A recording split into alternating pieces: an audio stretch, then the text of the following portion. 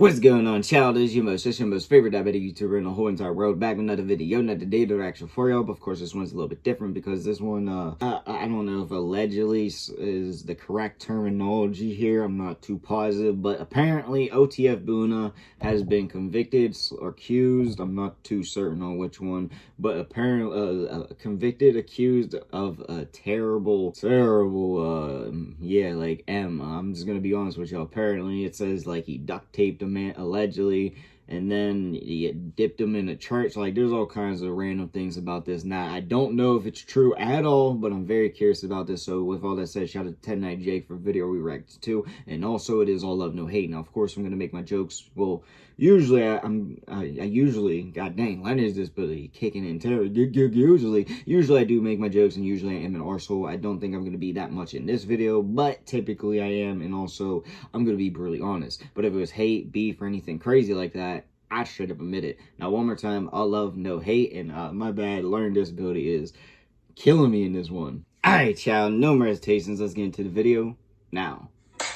Man, what's up, everybody? Welcome back to another episode of EOS. It's 1090J, man. I'm rocking with y'all, and y'all rocking with me. And for this video, we're gonna be speaking on Lil Durk affiliate OTF Boona being charged with kidnapping a man, duct taping his hands, and then executing him with a firearm.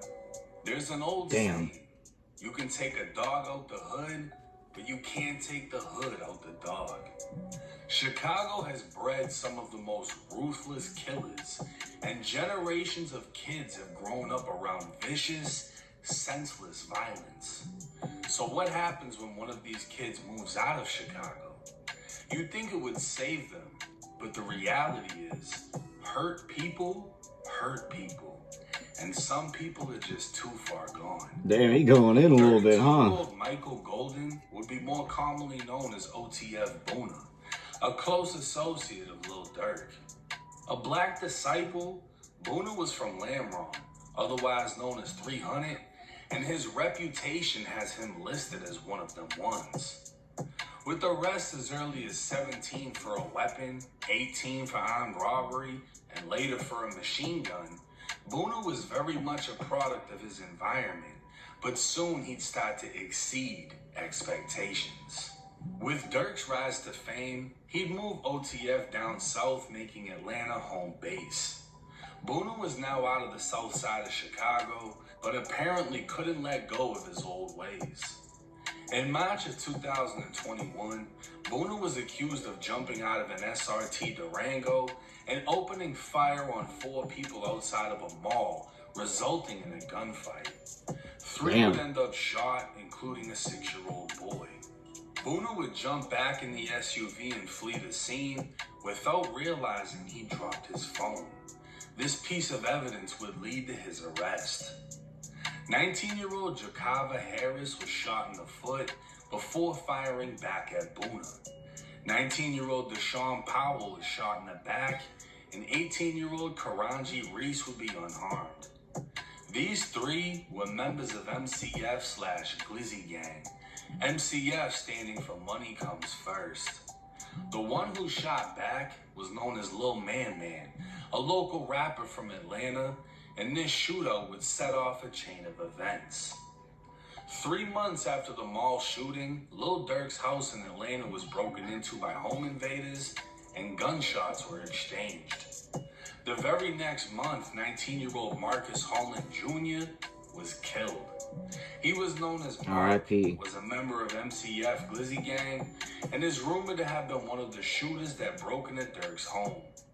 It's been said they targeted Durk after Man Man was shot by OTF Boona. MCF Glizzy Gang would damn near fall apart as Man Man would be sentenced to federal prison after a federal agent was shot during a car theft. Damn. Karanji Reese would later be arrested for a nightclub shooting in which he allegedly shot 6 people, killing 2. With Durk's federal takedown, it would seem the city of Atlanta now felt like they could target OTF, knowing the main source of income behind them was gone. Just months ago, OTF Duty Low would be robbed and shot in Atlanta, and an affiliate of Quando Rondo would post his chain and watch to Instagram. But Boona wasn't hiding behind Durk's money, and Durk's lyrics would highlight the type of savage Boona is, as Durk said in his song Monitoring Me. Damn, got hit with that ad real quick. Alright, and also I'm just gonna say this real quick. I'm not here to judge, of course. I don't live that lifestyle or anything, and I'm just kind of curious. So I'm gonna throw that out loud. Talking about the ones with the Twitter fingers. Boona had a reputation of violence, and on July 22nd, 2025, he'd remind everyone. My husband was driving, it was around 7 a.m.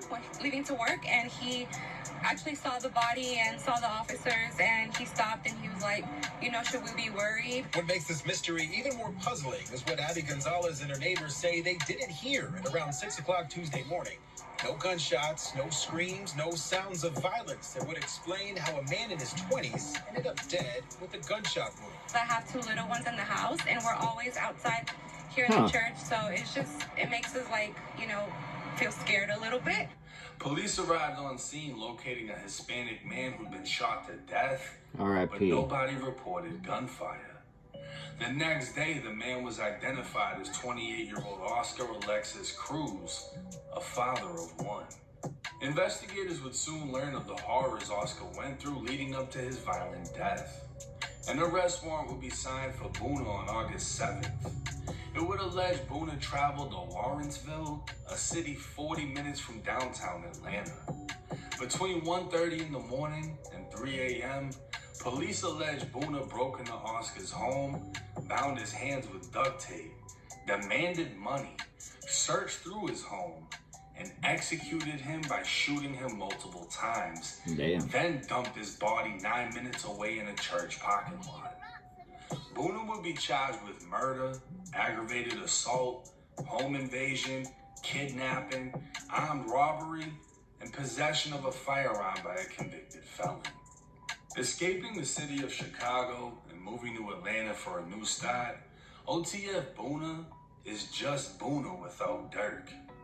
The fame, the fortune, was sitting inside of a federal facility, while Boona was left to fend for himself and revert back to the old him.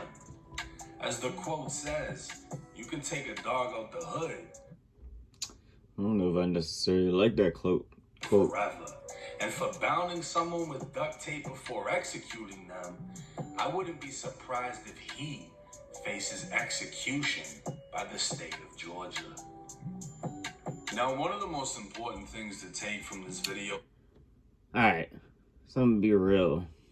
He's charged with them, so it's all accused, so this is all alleged. We don't necessarily know if it's true, of course, any of it, but just in general, if it is true, that is kind of, you know, a little bit too far. I mean, obviously, in general, it's too far, but I know, obviously, I'm not about that life. I can't necessarily speak about it and all that, but my little thoughts are that I would prefer it to be all love and peace in the whole entire world, and honestly, duct taping and all that, yeah, and if it was, you know, necessarily for no exact reason besides, you know, trying to get money, that kind of makes it a little bit worse in my opinion. But at the same time, this is all accused. We necessarily don't know if he did it or has anything to do with it or anything like that. So yeah, that's kind of where my thoughts are with this whole thing. It's sad, and of course RIP to him, the man that we lost. But yeah, it's a little, I mean, if he did it, it's a little bit different. But at the same time, like I said, I can't really speak on it, and I'm not judging or anything crazily like that. But yeah, that's really all I say. But I do want to know what y'all think and what you want to see your boy make in the comment section down below. But like I said, that's all I got for y'all. Peace.